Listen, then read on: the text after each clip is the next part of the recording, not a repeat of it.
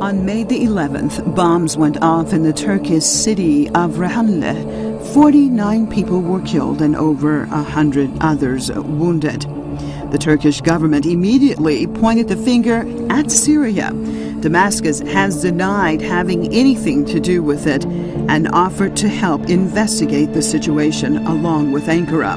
Turkey refused the offer. The question would be, why would Syria want to attack the Turkish people? And with the Syrian army being so stretched, why would they want to open another front? What would they gain out of it? However, what would those fighting against the Syrian government gain by these bombings?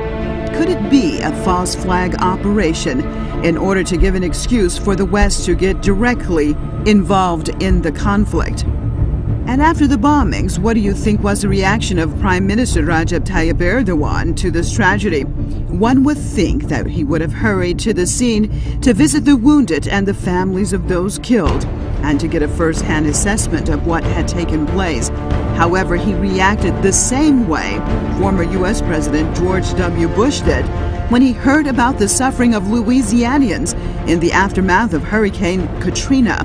Bush flew over the area instead of going there and was greatly criticized for his lack of compassion. And now there is Erdogan, who does not go and see what has happened in the town.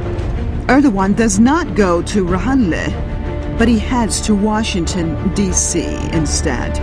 So instead of talking to the people of Reyhanlı, Erdogan goes to Washington and meets with U.S. President Barack Obama. Şu kadarını ifade etmeliyim ki Suriye'de kanlı sürecin sonlandırılması, halkın meşru taleplerini karşılayan yeni bir yönetimin inşası konusunda Amerika Birleşik Devletleri ile tam bir mutabakat içerisindeyiz. Mr. Erdogan, it appears that getting orders from Washington is more important than your own people who have just experienced this tragedy. You who say that you care so much about humanity, that you have to be involved in the Syrian situation because of people dying there. One would think that first you would care about those dying right at home.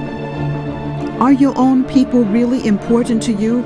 Or is it that you have been promised by the powers that be something much more important?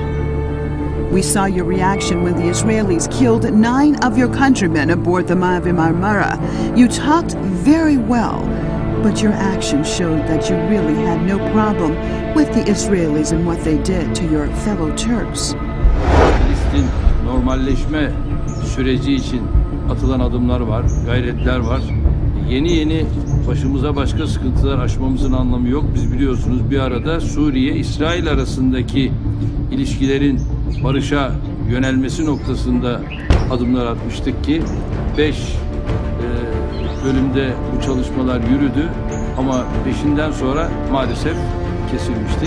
Just like now, do you really have problems that some Turks have been killed on the border? Or perhaps does it set the stage for you to go to Washington and ask the United States and others to get directly involved in the Syrian conflict because you, a fellow NATO member, has been under attack? Whatever it takes to reach the goal of overthrowing Syrian President Bashar al-Assad and helping to prepare the new Middle East that former U.S. Secretary of State Hillary Clinton had talked about, are you willing to do? Mr. Erdogan, if you really cared about your people, then you would try to keep them safe. You would not allow Turkish towns to be used as field camps for murderers and rapists. These are not revolutionaries. These are not freedom fighters.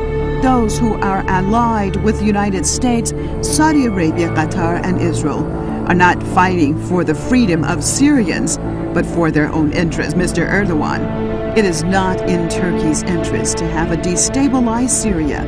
Turkey and Syria are neighbors, and the can of worms that you and your friends have opened in Syria can easily spill over onto Turkey. You have allied yourself with Wahhabis and their extremist ideology, and you are exposing your own country to great danger. If you care so much about the Syrian people, then first care about your own people and don't open them up to danger. Suriye'yle barış istiyoruz. Suriyeliler bizim kardeşimizdir.